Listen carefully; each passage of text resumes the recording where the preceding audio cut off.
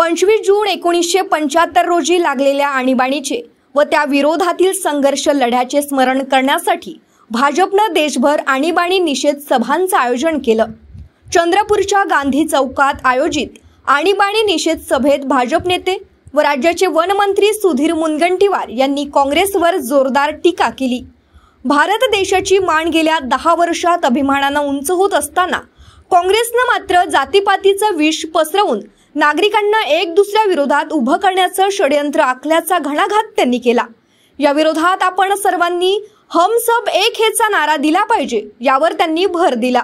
ना थकेंगे ना रुकेंगे, हमें आगे बढ़ना है वो शहीदों की याद करते हुए।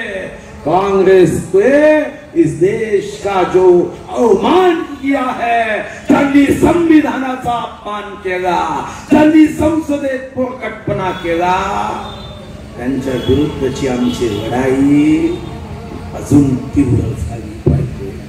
आणि यासाठी भारतीय जनता पार्टी सर्वसामान्य जनतेचा आशीर्वाद घेण्यासाठी पुन्हा एकदा पूर्ण शक्तीने लोकांपर्यंत पोहोचेल, जनाच्या मनापर्यंत पोहोचेल आणि काँग्रेसने पेरलेलं बीज या विषयावर उतारा करत पुन्हा एकदा कंठ से एक ही आवाज आएगी, वंदे मातरम वंदे।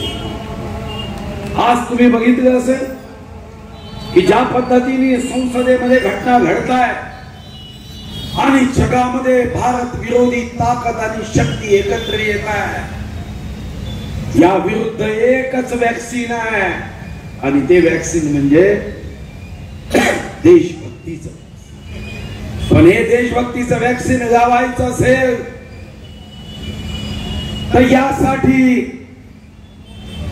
पहिली कंडिशन आणि शर्त आहे की जे काँग्रेसचे लोक या देशाला कमजोर करण्यासाठी जातीचं कार्ड वापरत आहे, जातीमध्ये विष कालवण्याचा प्रयत्न करताय, एकमेकाविरुद्ध लढवत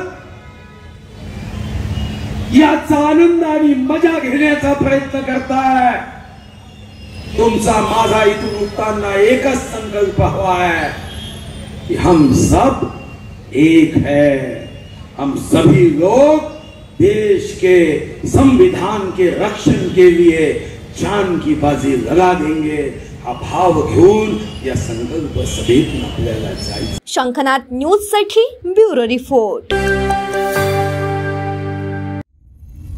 सर्व प्रकारच्या पाळीव प्राण्यांसाठी अत्यंत गुणकारी इनोटॉक्स पौष्टिक आहार, नैसर्गिक वापरा, केमिकल टाळा। इनोटॉक्स सह रोगराईस आळा घाला।